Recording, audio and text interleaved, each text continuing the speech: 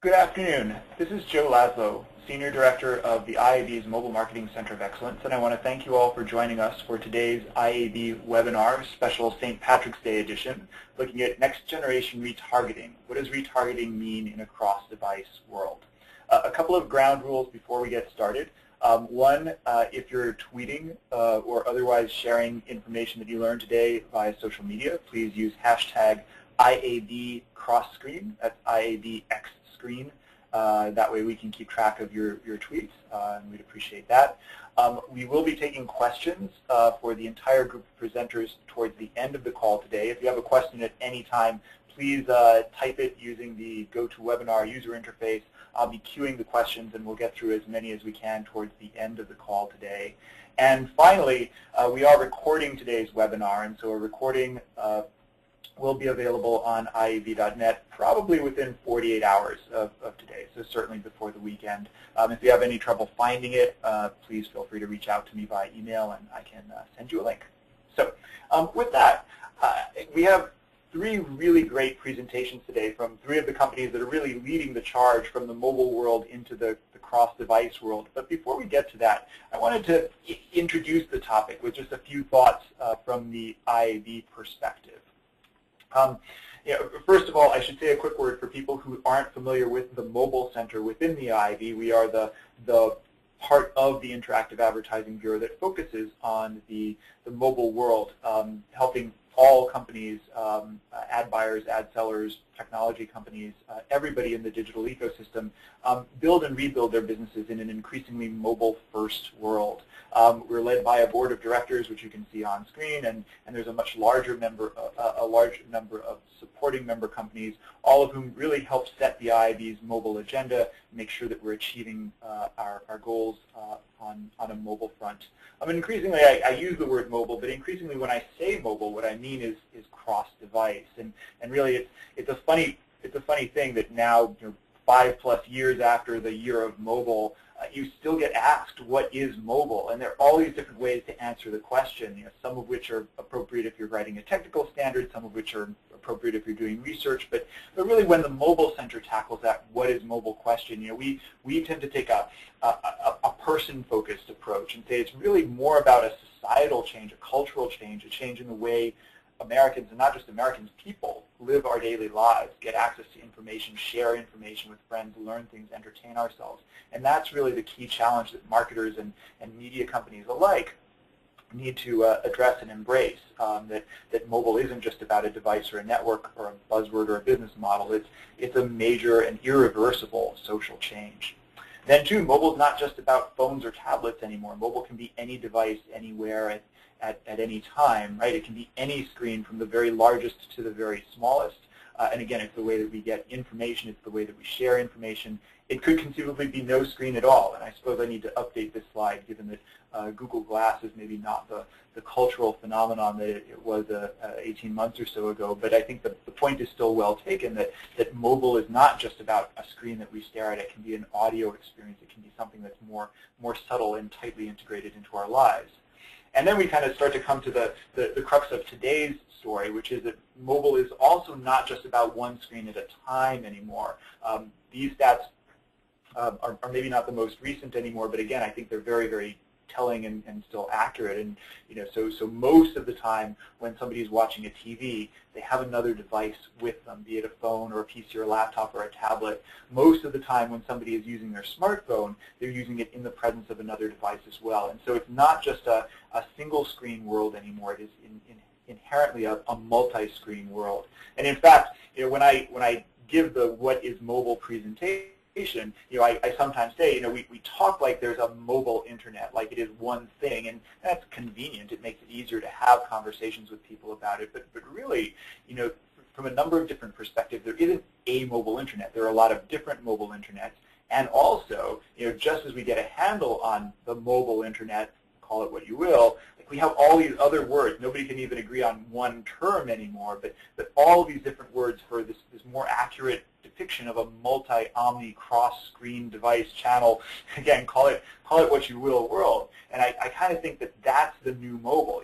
What mobile was to the media industry a few years ago, nowadays cross-media, cross-screen, cross-device is that new challenging thing, that new way that you really need to understand in order to really understand your audience, your customers, and what they're up to.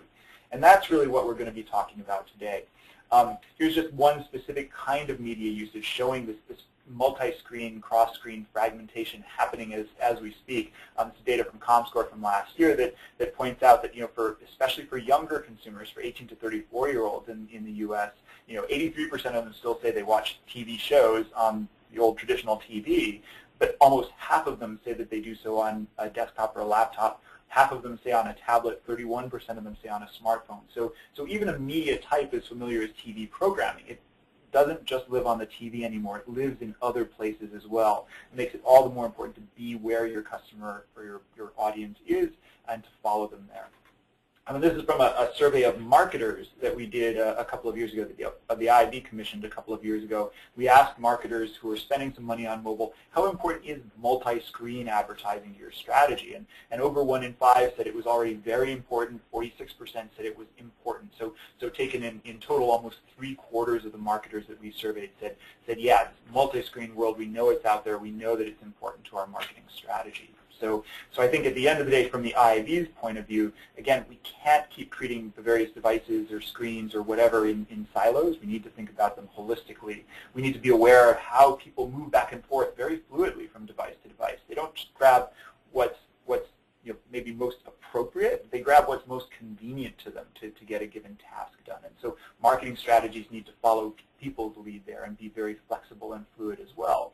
And really, if you're trying to assess anything to do with marketing and advertising today, reach and frequency, effectiveness, whatever, it really is incumbent to understand a cross-device view. Again, not look just at one screen at a time, but to look at them all, in tandem.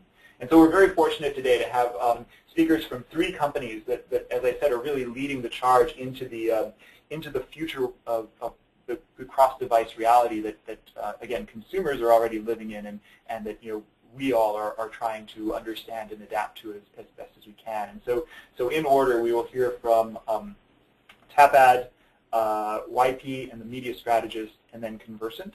And then once we get through all 3 presentations, we will we'll come back together and handle questions, a period of Q&A for whatever time we have left in the hour.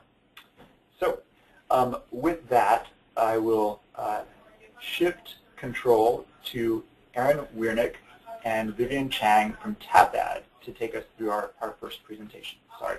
Aaron, you should have control, and please go ahead. Great. Thank you, Joe, and thank you to the IAB, our fellow panelists, and all of the participants and attendees in today's event. Before we begin, I'd like to introduce myself. Again, I'm Aaron Wiernick, GM of Programmatic at Tapad, and we're a leading cross-device marketing technology company. Joe introduced a lot of really interesting top-level insights around the complexities and challenges that marketers face when it comes to understanding their customers in a cross-device world. And what we'd like to do today is further explore that challenge through the lens of a marketer. Also, we have Vivian Chang. Vivian's been with our company since inception, and she specifically led the design and the development of the device graph, which is our industry-leading proprietary technology that powers our business and partnerships.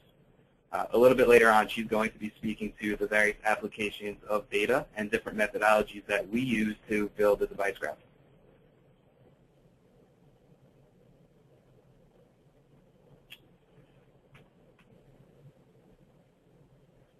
So, brief intro on Tapad. Again, we're a cross-device marketing and technology company. We empower both marketers and technology providers with cross-device solutions. Simply put, we aim to provide our customers with tools that will unify the view of who their consumer is and how that consumer engages with brands and content across multiple screens. Every day, consumers are using multiple devices and platforms, not only for content consumption, but other mobile behaviors.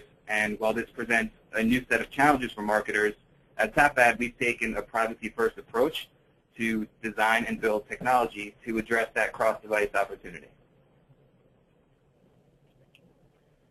So the lifeblood of every brand and marketer is the customer.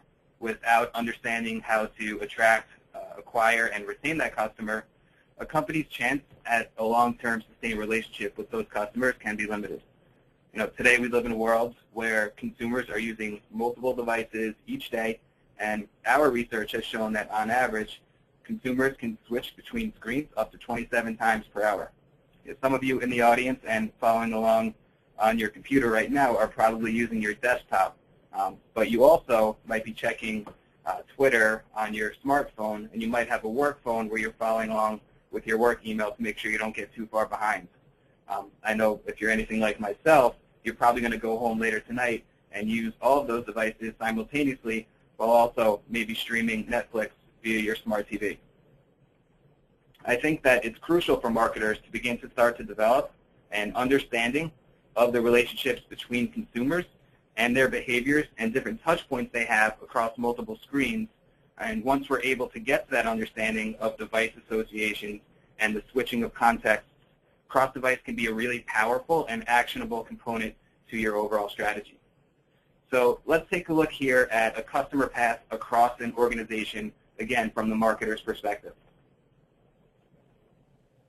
So what we have here are various categories and different touch points within those categories of the consumer journey across an organization.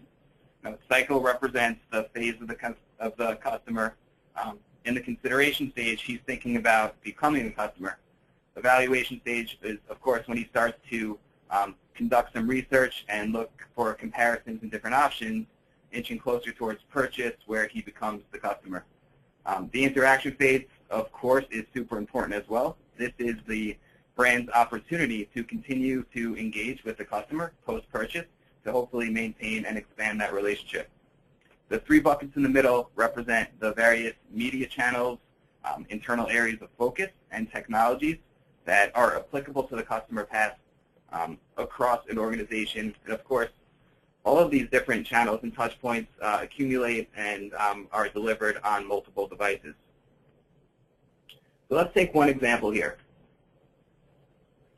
What we're looking at is a customer who's in the consideration phase, and we've seen him on digital video, and our media buying team has actually targeted this user using Facebook on his mobile device. Now, this is a very simplistic view of one interconnected pathway for a customer across an organization, but this can get complex pretty quickly. So as you can see, we're looking at one simplistic view of one customer across an organization, and what you're left with is just that, a very simplistic view. In reality, a realistic view might look something more like this. And when you think about this being one customer, compound that with all the audiences of your customers, and it probably looks more like this. Now, this visual is intended to overwhelm, and speaking from my experience, my eyes hurt every time I've seen this, so apologies in advance to those of you who are squinting your eyes following along on your computers. But the reality is that the challenges can be overwhelming, and marketers need robust technology to address this. And at TapAd, we've developed our industry-leading device graph to simplify those complexities of a cross-device world. Before I kick it over to Vivian to walk you through how we build it, I wanted to show one last slide that can give you a sample of some of the data that can be extracted from a device graph. So what we see here, for one customer, we've seen him on 19 different touch points across 8 channels on 4 devices. And now that we have access to extract the data, these insights can now use smarter and better intelligence to inform a cross-device strategy that will not only lead to stronger campaign performance, but also a better overall experience between brands and marketers and their customers. Excellent. So I'm going to talk a bit about how the device graph works, because usually what happens is, everyone says you tell this great story, and that's ultimately where I'm trying to get to, but really like what's going on underneath the hood, what's happening in that black box. And so just wanted to talk through quickly how we build out our device graph here at TapAd and really why it works from a cross-device perspective. So this first slide is just again, solving the problem that Aaron laid out before about our entire goal is to really try to connect all these various touch points together and create a unified view of the consumer. And the point I usually like to try to make here is, look, the actual device graph is actually a graph. And so actually what you see on the right-hand side here in terms of the visualization is a true graph where there are edges and there are nodes, right? The nodes are the circles and the edges are those like faint lines you can see between them. And very similar to your social graph. You sort of think about your social graph where the nodes themselves are people. And the edges between them are whether you're friends with those people, right? And so if they're, let's say you're not direct friends with someone, but your friends are friends with someone, that's sort of 2 degrees away on a graph, right? So it's sort of a similar concept that we have with the device graph, where instead for us, the actual nodes themselves are identifiers for devices, and the edges for them are what we think the probability that those 2 devices are associated with one another. And so when I say the sort of probability or likelihood that those 2 devices are associated together, the reason I sort of cite that is because we, as we think about sort of the data points that we're bringing in from TAPAD, the question always becomes like, well, how are you making those inferences, right? Like, how are you actually coming up with those connections? And so this next slide here is meant to sort of take us through the main sort of data points that we're using. So we're actually ingesting trillions of data points a month in order to build out our device graph. And so the types of touch points that we're looking at are things like device proximity data. So I go home every night and my iPad, my iPhone, my 2 computers, my smart TV, and my, like a soon-to-be iWatch are all going to jump on my home network, right? And so I have a fiance at home and all his devices also jump on that home network. Those are signals that we use basically to start inferring that these devices should be associated with the same household or the same user. And so in addition to that sort of those data points, we'll also start to use time-based quizzes, you can see on the 3rd point there, to really try to figure out what's the frequency and what's the recency that these devices are showing up together, right? I tend to be a night owl. I love to, go to bed late and wake up late. And so my devices all kind of turn off right around the same time, and they get up a bit later than maybe Aaron, who likes to go to bed a bit earlier, right? So those are the types of clues that we're using to infer the connections. And then one step beyond that, we're also looking at browsing patterns. And so when I say browsing patterns, I mean things like, well, I'm a big foodie, right? And I really love to research the sort of interesting new places to go visit in New York. And I do that on every single device I have, right? Whether I'm on the go, on my mobile device, and I'm looking for a restaurant tonight, or I'm doing research on the computer on the weekend, right? Like, these are all the various devices that I'm showing that type of behavior on. And we can use those to start to reinforce as well as to split out individuals within a household, right, and be able to start breaking me from my fiance because we have different interests. So those are kind of the data points that go into that inference I was talking about before about the likelihood that 2 devices are associated with one another. And then what we'll do is we'll sort of, that's what people typically call probabilistic data points, right? And those are data points that you have to see many, many, many of them in order for you to actually make an inference. But what we do is we take that sort of probabilistic data set and we compare it and validate that data against what we call deterministic data, right? And deterministic data is basically login data, right? So if you have to get beyond a password wall, or you have to say, okay, I have to validate that this is Vivian@tapad.com, and both devices, if I get past that wall, then you know, right, that this is me on both of those devices. And so we actually take deterministic data and we compare it against our probabilistic data, and we use that, what we call the truth set, to determine how good or bad we are at basically making guesses, right? And so making assumptions about 2 devices being associated together.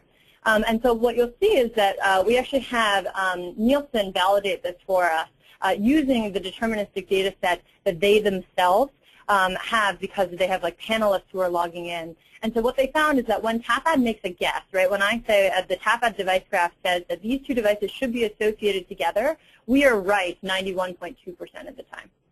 Right, and so that, from a probabilistic standpoint, is very, very high, right? And this was third-party validated by Nielsen. And so this is obviously something, we take a lot of pride in, because this is primarily probabilistic models that are driving this, but at a scale that's much higher than what you find on deterministic. I'll make one more sort of broader point here around sort of what we think as we think about, and we talk to partners who really are evaluating whether or not cross-device, like which partners to use on cross-device, and just thinking about it more broadly, like how should you be thinking about the cross-device data that you're using. And so I think there are 3 main points to call out here. So the first is working with any sort of partner that has high scale and high accuracy. Right? Ultimately, you want the data to work for you, and you want the data to work at the right scale and good accuracy. And you need that to be validated in some way, right? Whether it's confirmed by a third party or it's confirmed by you, frankly, if you take your own data set and start comparing against the data, against your own sort of data set, or if you also are like taking sort of the industry, right? If the industry, well, who are other people around you choosing as the sort of cross-device partner who they're working with. So that sort of confirmation or validation is kind of one of the main pieces on scale and accuracy that we think is really important. The second main thing that we think about and we sort of recommend in looking at cross-device is somebody who, dog foods their own type of data, right? So ultimately, how do they know it's working? What are the success metrics, right, that they're looking at in order to ensure that this data is working? Is it scale? Is it, is it performance, right? Is it driving the CPA that you need? So really making sure that that data is well tested. And I'd say the last one here is really working with open platforms ultimately, right? So the whole goal is to be able to break down fragmentation and not have data within silos. And so ultimately you really want to work with partners who can allow you to use whatever technology you want to use, right? Allow you to take that data and kind of glue together all the various pieces of the stack that you want to use. So those are sort of the three main things: scale and accuracy, dog fooding, and really what are your success metrics. And the third is sort of the openness and the open platform that we'd really, really encourage you guys to think about as you guys are considering cross-device partners. That's all we've got. Terrific, great. Aaron and Vivian, thank you so much. That was a fantastic overview, and I think some really good food for thought, both in terms of exactly what we mean when we throw around this cross-device buzzword, but also some things that definitely people should be keeping in mind as they talk to solutions providers for it. So that was terrific. There are definitely a couple of concepts I want to come back to in the Q&A period, but right now I will pass the virtual baton along to Luc Edison, who is SVP of National Markets at YP, and T.S. Kelly, who is CEO and Chief Strategist at The Media Strategist, to take us a little deeper into the story of cross-device retargeting. Great, thank you, Joe. Hello, everyone. This is Luc Edison from YP. I'm in New York City today, and I wanted to say first off, happy St. Patrick's Day to everybody who took some time out to join us. It's actually a great day in New York City. I don't know how many people know this, but about 2 million people come into the city from outside, and in some ways that can create a hassle, but it also is a great celebration. But it occurred to me today when I was thinking about this webinar, it's actually a tremendous cross-device moment. So think about these 2 million people and their decision today, actually yesterday, their decision yesterday is I know I'm going to New York, I'm going to see a great parade, I may go to an Irish pub or two, I may pick up a souvenir, I want to locate all these things, and they search on Google, and they search on YP, and they find what might be the best pub, and who knows, maybe they're going to go to a few too many pubs, and they might have looked for a hotel because they're going to spend the night. All of these moments, and if you look at the quote at the top of this slide, are moments where a customer made a local search. They had some intent in mind, but they weren't going to convert right there on the web. They were going to go someplace in the world. They were going to come to New York City today. They were going to enjoy the parade, enjoy their friends, and they still wanted to be a consumer. They were going to go to restaurants, pubs, hotels, stores.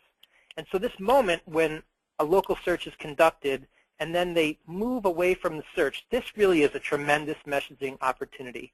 And that's the essence of what we'll be talking about today. So YP, who is YP? Well, YP is a Yellow Pages company. We like to say a few fun things, which is, we were the first search engine before there was even the internet. Forget about mobile. We've been doing this for a long time. It occurred to me as I was listening to TapAd, and we may have been the first cross-device company. You actually picked up a phone book, you flipped the print pages, and then you grabbed the phone, you crossed the device right there, and you called a merchant. So we've been in the business of making that connection for 130 years. But who are we today? So today, I don't want to use the stats as big brag sheets, but I want you to think about the assets that we were looking at in our portfolio as we looked out into this future of mobility that Joe described. And what we saw was, hey, we're already a leader in search. And second asset was we've got this top 30 ComScore website, yp.com, and more and more we're seeing this shift to mobile. In the last ComScore, I think we saw 54% of the audience was mobile. The shift has been happening very quickly. We then looked in the market and we said, what other types of data or assets would be required to really provide a cross-device opportunity that was compelling and at scale? So we acquired a company, Sense Networks, and their core asset was a set of profiles that was built off of location data. So where had devices gone over history? And their hypothesis was that that pattern of location data also showed great intent. So these were the assets that we were building from to really think about how we would bring a cross-device opportunity to the market at scale. And we didn't want to just take our own word for it. So we partnered with T.S. Kelly, who's joining us on the webinar today. And we said, T.S., and you can see his resume here, he's a really great partner, whether it's been client side, the top research companies, the top agencies. He has a great history at really understanding who the players in the market are, what are the technologies, what are the best methodologies, and what can we expect if we enter the market to compete in cross-device. So we hired TS to help us understand the market and also help all of you. So TS, let me turn it over to you and tell the group what you found, and then we'll come back to me and we'll give you a couple of cases on how we go about cross-device. Thanks, Luke. Appreciate it. And that was quite a nice intro. First off, again, thank you everyone for taking the time out. Cross-device is a challenge I think we all face, both in our personal lives and our professional lives. And I think I have the fun part of this whole enterprise today, is that my role, even asked by YP on this endeavor, was looking at consumer behavior and understanding the marketplace need. And I think that is something that the marketplace is screaming for. But even if you consider your own personal behavior, and we saw some terrific insights and data from Joe, as well as our friends at TAPAD, so I wanted to make sure that there were some other metrics we could talk about as we wade into this topic. And first off, think about your own household, be it, I call it the 5, 7, 10. We're all somewhat marketer friendly here, so I would argue that lots of different numbers out there regarding the number of connected devices in the home, be it 5, be it 7, 3+, we've seen 10 or more. I would argue that the folks on this call, it's 10 or more is probably a lower end of the benchmark. But in the marketplace in general, we're still seeing a lot of connectivity and a lot of moving around from device to device. And yes, Joe had said about prior that we have seen in the past 5 years that whole idea that mobile has had its coming out party, and I'd argue that 2014 was probably that breakout year on a number of different fronts. So we've seen it from ad spend, localization, behavior, again the different metrics that TAPAD shared. But this metric, I think, is an important one to realize, that inflection point between where we were just a few years ago, still tethered to devices such as laptops and desktops, and they haven't necessarily stopped being important. We have lots of screens in the home, big and small, but the incorporation of smaller devices, be it tablets and mobile, into that mix. So it's not even about multitasking. It's certainly a lot more and multidimensional. And that's the challenge and opportunity that we face today. So thinking about what that means for us as brands as well as marketers is the challenge we have to continue that conversation. Wonderful metric from the OPA and Nielsen going back to 2011, and again, there's a lot of those stats in my brain, but the one that I think about the most and still relevant as we've entered cross-device is that the OPA and Nielsen did an analysis and looked at, despite the explosion of search, 96% of the time we spend, especially now with mobile, 96% of the time we spend is within media, off of search. So we're consuming content, commerce, games, social, etc. So that only has further compounded the need to be able to understand the dynamics between device to device. And think about search is that there are two different points of inflection we see with search. There's A, you make a query and you take action. So you either were finding that and you click, or you're clicking right away and then you're acting upon it. And that's a wonderful part of what search, and particularly local search, has been for us, especially as we've moved into mobile. But it's that second part, that moving off of search without making a decision. Doesn't mean that that intent isn't important. As a matter of fact, as quoted before, and it's in the white paper that you can download, it is about continuing that conversation. Before mobile became this issue of attribution challenge, we typically looked at that as search retargeting. And part of this exercise with YP was asking marketers, asking brands about their retargeting efforts. And search retargeting was considered number 2 and in importance, even ahead of email retargeting. So consider that as that we are looking at search retargeting in a mobile space today as we move off from that initial query to all those different touch points. Tapad made that comment and showed that crazy eye chart, which again has colorful as well as realistic, is at the multiple and myriad touch points we have.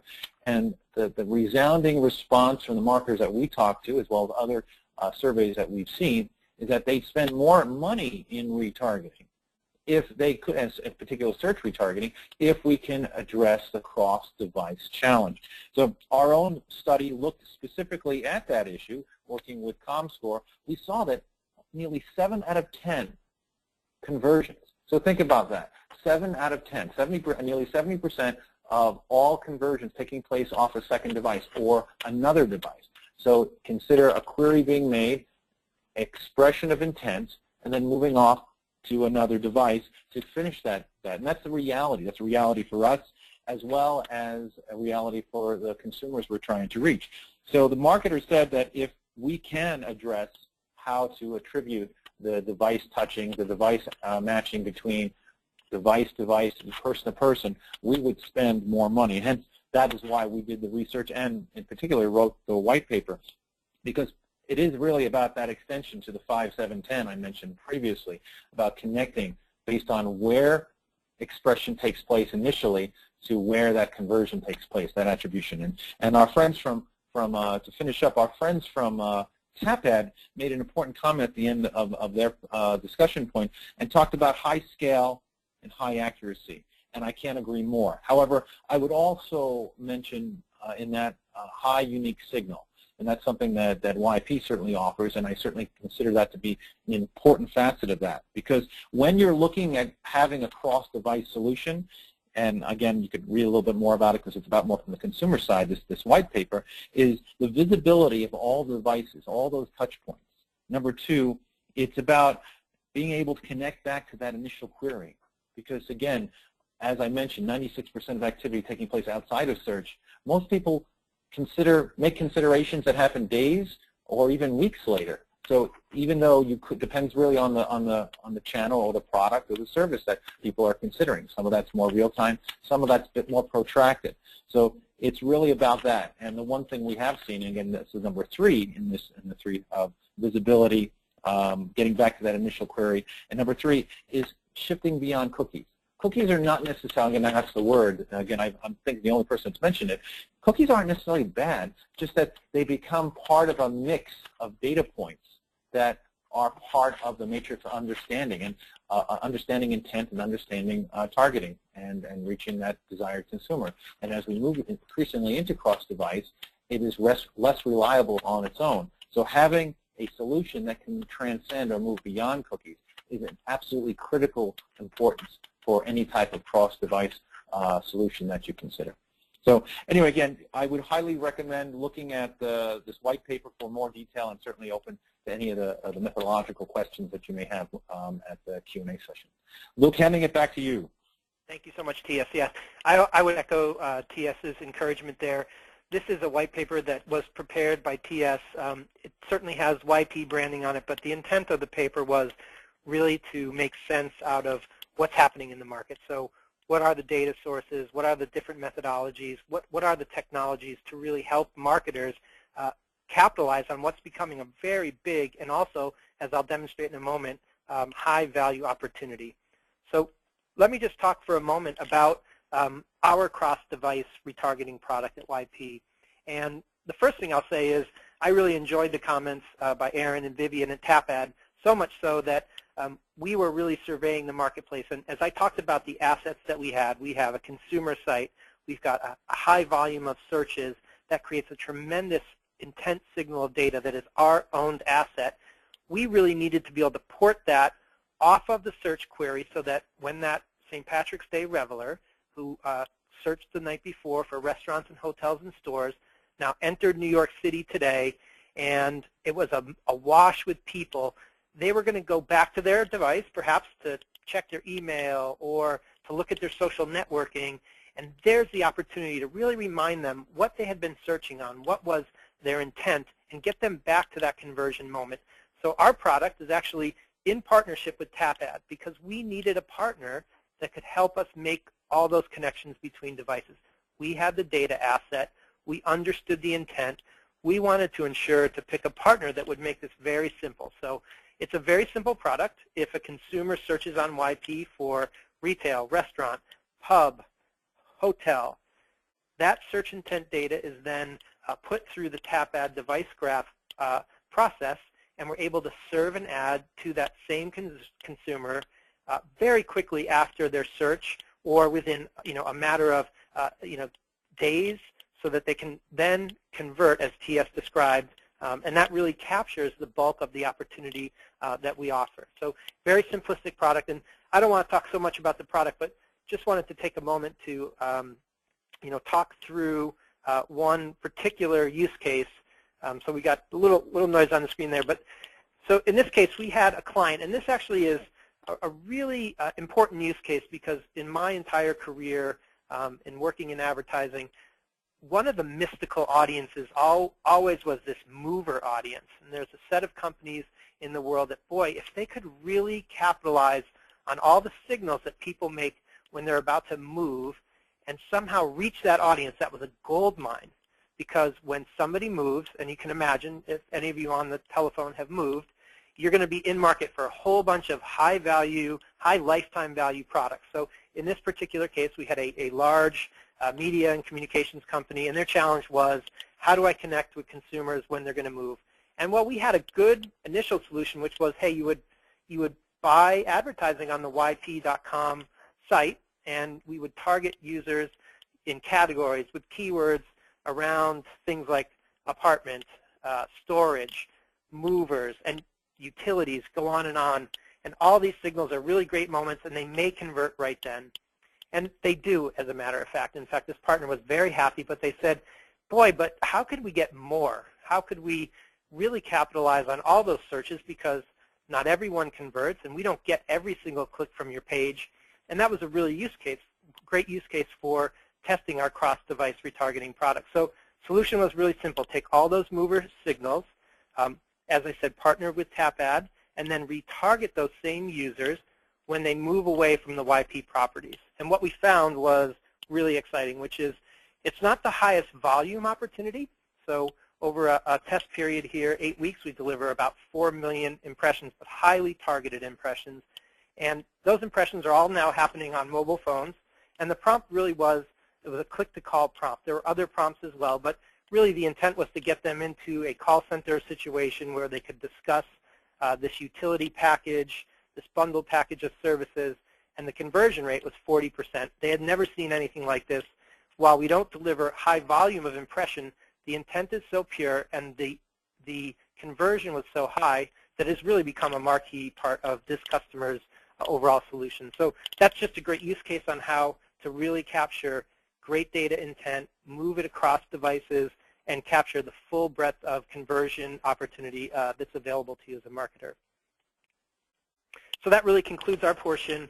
And so certainly, we are looking forward to continuing to innovate on cross-device with all of our partners, and not only marketers, but also, as you can see, partners in the ecosystem. So great webinar, and thank you all for your time.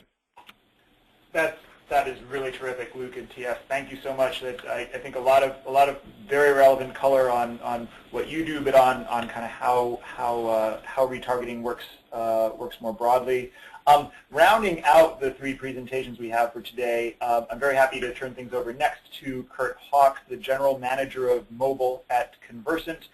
Kurt's going to give us kind of the Conversant point of view on cross-device and a couple more really specific examples of how Conversant clients are using this capability to succeed. So Kurt, over to you. All right, thank you, Joe. First, I'll start off and give you a little preview of things I'm going to talk about.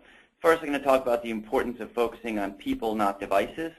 Second, I'm going to talk about how important it is to truly understand the consumer across all 6 sides, and then how important it is to incorporate a personalization element into cross-device retargeting.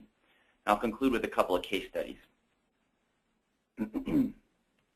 Before we jump in, I want to give you a little bit of an overview of Conversant. So we united 6 companies to put together a solution to really put the person first and foremost everything that we do. So the customer is truly the center of what we do and how we look at our business. That manifests itself in terms of a couple different ways. One is certainly the understanding of the consumer. The second is the ability to engage that consumer. And the third is the ability to measure the impact a campaign has on a consumer, not just a siloed set of devices. So, excuse me, moving on, this concept of consumers connected via commerce, you're going to hear me talk about that a few times during this session. And it does a couple of different things. It's critical and core to who we are as a company. But at the end of the day, people buy things. Devices don't buy things. Bots don't buy things. So the center of everything that we do is our profiles built on real, verified people.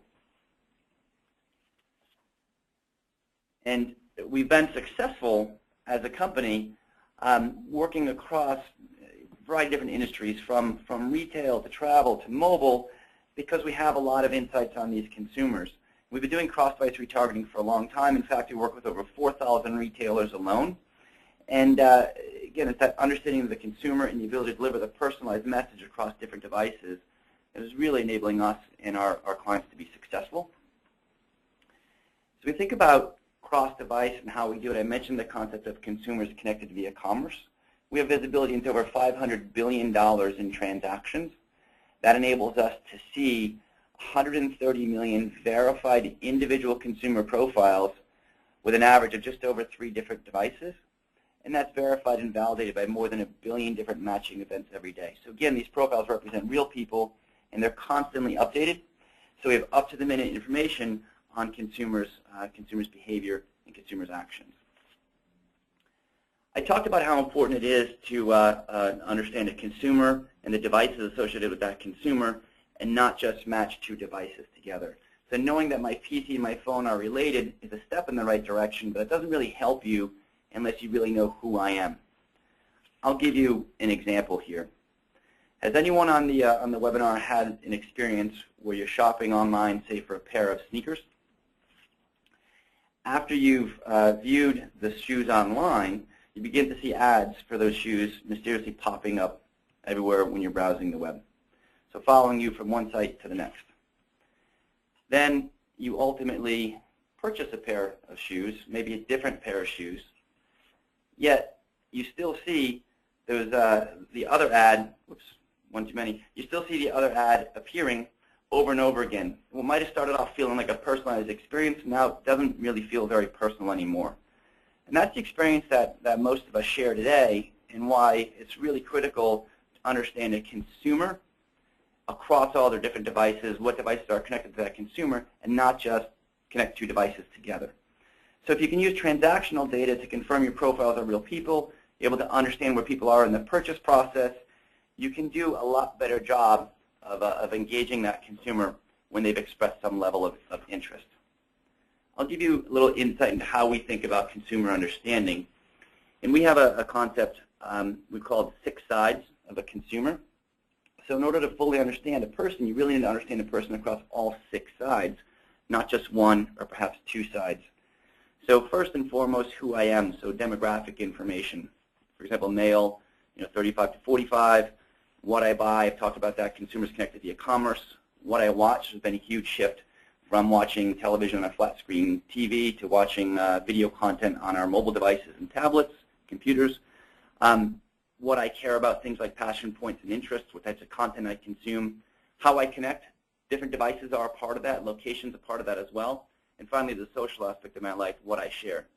And I'll give you just a really quick example and use myself as the guinea pig here. So I'm a father of 3 children. If you just look at what I care about, so the content I consume, you'd have no idea that I'm a father of 3 children, because I don't consume parent-oriented content. But if you look at what I buy, you understand that I buy a lot of things for my kids. I buy a lot of toys and clothes and whatnot. So you have to understand a consumer across more than just one side in order to get a full picture and understanding of that consumer. So imagine the shoe example, and if you can understand the consumer across all 6 sides, including where they are in their purchase cycle, you can do a much better job of personalized retargeting, either at an individual level or even at a segment level. So you need greater knowledge than just the same person uses a phone and a tablet. You need personalized remarketing in order to do cross-device remarketing right. So just imagine how that example would look different. I'll conclude by talking about 2 different case studies. The first, we worked with a major department store, and this marketer, this brand wanted to expand the retargeting reach across different devices and really had a need to measure true incremental revenue. So we did a couple of different things. One is we doubled the reach compared to the prior remarketing solution. We enabled a personalized dynamic messaging strategy with a variety of different messages based on the individual consumer understanding. In terms of the end results, so we generated just over $20 million in incremental revenue. This is using a testing control methodology, so $20 million true incremental impact on the top line of the business. The second example that I will give is an apparel retailer. So the apparel retailer saw that they had a lot of traffic from mobile devices. They had a lot of traffic from iOS devices, for that matter, and were having trouble finding ways to adequately incorporate that into their marketing strategy and reflect consumer behavior. So we utilized CrossDevice remarketing approach here, and we increased total unique reach by 200%. And importantly, as it relates to sales, we generated a 7x increase in mobile-associated revenue and a 3x increase in cross-device revenue. So revenue where we message the same person across multiple different devices. So a significant impact on both clients' businesses there as a result of understanding the consumer and delivering a personalized message to those consumers. So I'll summarize, and if I can get the slide to move. I'll summarize the key takeaways where I started. So one, it's critical to focus on people, not just devices. It's critical to understand that consumer, leverage that richer profile and that understanding of a consumer across all 6 sides, and integrate personalized creative to make your remarketing messages much more intelligent and drive a more profound impact. With that, I'll turn it back over to you, Joe. Terrific. Thank you so much for that. That was a great overview. I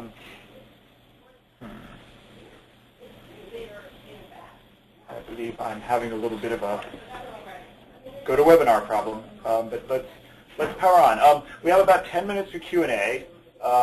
So I would like to remind folks that if anybody has a question, to please use the GoToWebinar question box. While we're waiting for participants on the webinar to ask questions, I'd like to ask one of my own, and that actually comes back to Kurt's shoe anecdote, right? The shoe that follows you around the internet. I do think that probably just about all of us have had that kind of experience where retargeting has maybe gone a little bit awry, or where we wish we could turn it off because we have already made a purchase. And I guess the question for any of you is, are there emerging best practices, recommendations that you give to marketers that you work with to address that, to make sure that retargeting messages are relevant and desired? So this is. Go ahead. This is Kurt. And honestly, a lot of the best practices that we talk about are things that I outlined here, right? So the need to really focus on the consumer and understand the consumer, particularly as they're employing some kind of remarketing strategy. There's a line between trying to remarket to somebody and trying to annoy somebody. So the beauty of our market is we're all consumers. We all consume media on different devices. We all jump across different devices. And if you just back up and lend some common sense based on our own experiences and behaviors, the best practice actually becomes pretty simple and pretty self-evident. Great. Vivian, did you have something to add there? I did, yeah. I mean, there's just one tactical thing to add to that, because I absolutely agree from a high level. One of the things that we've seen clients do is to actually apply cross-device, like to basically apply cross-device audiences to both the retargeting tool as well as the exclusion tool. Right, and so what that will allow you to do is basically to remarket to both to anybody on any one of their devices, whether it's your mobile device, your tablet, you know, your work computer, your home computer, whatever it is. But then also, when you're excluding that person, that you're excluding all of their devices as well, right? So the exclusion audience also includes all of those various devices. So that's very tactical, but it's just something that we've seen obviously work, because then you know, maybe you're being followed around by shoes then instead of not on that computer, but then you're being followed around your mobile and tablet, and you obviously don't want that either. Yep. Okay, great. So there's a bunch of questions actually. I think the next question I'd like to throw at you is so where are we at industry wide as far as, you know, the percent of cross-device ID requests that you can successfully match? And again, I don't know if there's an industry average for that, or if that's something that, you know, any of the five of you could answer. But do you have a sense of that? Sort of percent of cross-device requests that are successfully matched. This is Kurt. So we look at it a couple of different ways. One is we have 130 million verified consumer profiles that we matched across multiple devices, and then we have deep level of integration with many of our clients. We're actually ingesting anonymized CRM files, and if we look at all the people we have visibility into that ever purchased anything online, we've matched 90% of those. So 90% of the people that have actually made a verified purchase, we've matched across more than one device. Great. Aaron or Vivian, do you have a stat for TapAd that you share? Yeah, I mean, typically what we're showing, again, it's going to be to answer the first question you had, which was around, like, is there a standard? I'd say there's not really, you know, every partner is going to be different on this particular case. With TapAd specifically, what we've seen is that we have, I think it's something like 65–75% of coverage of the entire U.S., and that's across all the various devices that they have. And the other thing, to be honest, that I would encourage people to think about is not just to rely on these numbers, right? Like, this is, everybody can throw out numbers, and anybody can throw out, like, oh, I see 2 billion, 3 billion, 4 billion devices, right? And that number is obviously going to keep increasing. But really, it's to run your own tests, right? Like, go in and figure out, is this scalable for you? Can you run campaigns? How many impressions can you really run? You know, like, what kind of match rate are you seeing with your overall system? Because, to be honest, it does vary tremendously by the type of audience that you have, and, you know, like the kind of goals that you have as well. So I'd really recommend everyone sort of running their own tests on these sorts of things. Joe, this is TS, just to add on to that, even from the way that one would go about optimizing, it's important to recognize, too, the types of inventory that's available and when, because this is about, number one, building benchmarks of performance based on what the KPIs may be, based on response versus brand, et cetera. I mean, that still kind of pushes its way, and in many cases we are dealing with types of expressed intents in short periods of time, medium, longer. So a lot of these can play a part in the types of inventory you would look for, but also based on the time frame that one is trying to accomplish a certain type of task or campaign. So the benchmark, or rather that threshold of match rate, is a tough one because it really depends on the goals as well as the execution. And again, again, Vivian's right. It's just, I'd also add that the benchmarking of performance is kind of mix and match between the dimensionality of time, location, and intent. And again, that's the secret sauce that a lot of companies that are playing in the cross-device space are working at. But you start with that initial signal and continue on. You have to kind of have that kind of game plan and then build a benchmark from there. Great. I think we only have time for another couple questions, and several people have asked variations on a question around the data sources that get used as you build the device graph. Let's call it, to use the TapAd term, but I think it applies to all three of your companies. Kind of where do those data sources come from? You know, the login data or other sorts of data, and how do you deal with the need? How much do you deal with personally identifiable information and the need to anonymize that or protect privacy? How about I'll jump on that first and let the others follow me on this. So to answer your first question about the deterministic data set, so typically where people get deterministic data is by working with login partners, whether that's a social network, any sort of music site you can think about. I use Pandora for instance, but like it's those types of partners where you have to log in and get past some sort of password wall. But as we think about the probabilistic side of the house, as I was talking about earlier, those are the types of signals that are coming from, the ads that one serves, the ID syncs that you do, anywhere where you have a pixel down on the page, or where you have sort of contractual rights to use any of the data. Let's say you might have partners who have this data coming from their websites, and they pass that to you, and you can use that to infer the relationships between these devices. I just add to that, to the point about the PII point, the last point that you made there. What we at TAPAD, and I'm certain actually everybody on the panel as well would agree, personally identifiable information is very sensitive. And so in general, when it comes to us attempting to do inferences, particularly on the probabilistic side, that's all blind to PII, right? PII is generally not something that's used as an input into these models at all. And obviously, as we think about cross-device, it is incredibly important for all of us to be making sure that privacy is at the forefront of this, because as technology, as we innovate all together, we absolutely need to have a sound foundation when it comes to privacy, ensuring that consumers have notice and control and all those great things that they have in the standard online behavioral side of the house, but also take that a step up and make sure that we're starting to call it out, we're starting to educate consumers on, hey, cross-device data is being collected here, and all those sorts of great things. Yep. So. Yeah, no, great. Luke, TS, or Kurt, do you want to add any additional point of view as far as the PII part of the question in particular? Yeah, this is Luke from YP. This one obviously is very near and dear to us. We are, both a advertising company, but a company that is very much a consumer company with 80 million users who are coming to us, every month to search. Certainly they don't want any breach of trust there. So as we look for a partner, we share the same philosophy that TAPAD just put forth there. But I just also want to add that accuracy, while PII needs to be also respected to the utmost, accuracy in making the match is also critical, which is two of the dimensions that we really pick TAPAD on. Do they share the same privacy philosophy that we do, because our data and that consumer relationship is really gold.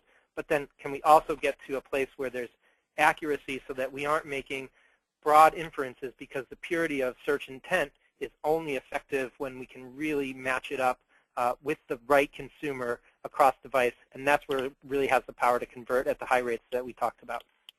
Good. Okay, great. And Kurt, do you want to add your 2 cents as well, please? Absolutely. The thing I would add is, we do not have any PII. We are a publicly traded entity. We have a chief privacy officer, the board of the NAI, board of the IAB. We do not have any PII. We have a process that is audited by PwC to ensure that all the systems and policies and procedures are in place to safeguard, data. Period. And I think the question, if you get the root of the question, is actually a very smart question. Whoever asked that around the inputs, and if we think about, Conversant, for example, I mentioned at the beginning that we're 6 companies that came together. So the former Gray Stripe, ValueClick Media, Commission Junction, Datomi, Mediaplex, and Set Media, those inputs map to the 6 sides. I mentioned the $500 billion in retail transactions. So it's anonymized retail transactions. Really helps us understand, real individuals across who I am, what I buy, what I watch. So, for example, what I watch and what I care about. We can analyze video frame by frame, what types of scenes, what types of people, what people are watching, and what I care about. So it's second largest reach in the U.S. is verified by ComScore. It's a huge visibility into what people are doing in terms of content consumption. But again, first and foremost, we do not have any PII. Yeah, great. And so we're definitely running a little tiny bit over, but I think this last question is really important, which is as people are talking to you all and kind of others in the retargeting world, are there 2 or 3 questions that they should ask that will help them assess a vendor's claims, validate them. You know, Vivian, I think you did an awesome job in the TAPAD presentation, kind of talking about ask about scale, ask about accuracy, ask about validation. Are there other questions that you know, kind of a prospective client should be asking you all in order to make an intelligent choice of partner? Yeah, from the TAPAD side, you know, the hallmarks of a great partnership begin with transparency first and foremost. You know, secret sauce and black box are not the same. Understanding that each company might have their different approach, I think that's a conversation that should be happening openly with partners. So what we always encourage partners is that when they're going through the vetting process, they should be thinking about how does my partner think about privacy? Is their technology and data validated by a third party? What is their place in the ecosystem of CrossDevice? So those kind of are the key tenets. It's that transparency and openness of the data and that third-party validation and the emphasis on privacy. Hey, Joe, this is Luke. You know, one thing, and this is, you know, the hardest one for lots of companies to answer, which is every company in the ecosystem is going to start talking about CrossDevice in some way, shape, or form. They need to. You know, the key question is what would make a company unique? So is there an asset that a company brings to bear that makes the opportunity absolutely unique and worth testing, right? And so not to brag about the YP opportunity, but you know, the data asset that we have from search intent is not something that we sell in the marketplace as an asset. So, you know, how do we bring something that's completely different and then, you know, use the best of whether it's device graph or really, you know, what are becoming industry standard platforms to carry messages. And I think that's really important. You get back to the fundamentals of marketing, which is don't get caught up in buzzwords. Who are you trying to reach? We all know they're crossing devices, and what is unique about the partner that's bringing an opportunity to the table? Terrific. Kurt, any last thoughts? No, I agree with everything everybody said. I think the data and inputs, understanding you know, where the information comes from, what does that say about the ability to understand a consumer, how privacy is safeguarded and considered, and finally the track record in performance. I think those are all critical elements to consider. Terrific. Okay, great. Well, we got a great queue of questions, including several questions that we're not going to be able to have time for today, unfortunately. So I definitely want to thank Kurt, Luke, TS, Aaron, and Vivian for joining us. I want to thank everybody who submitted a question. If you did and we didn't get to it, feel free to drop me a note. I think definitely strong evidence that the degree of interest in this topic merits further events, webinars, et cetera, from the IAB on it. So definitely look for more from us as we move from, you know, just worrying about the mobile world to worrying about the cross-device world as well. The last thing that I will say on behalf of the IAB, besides thanking you all for attending today, is a little commercial of my own. The IAB's Mobile Marketplace Conference is happening on the 30th of March here in New York City. It's going to be a great event and one where, again, the title says mobile, but I think it will reflect the fact that we all live increasingly in a cross-screen and a cross-device world. So I want to thank everybody once again for joining the IAB along with TAPAD, YP, and Conversant today. And hopefully I will see you at the end of the month at the IAB conference or speak to you again soon on a future webinar. So thank you, everybody, and have a great afternoon.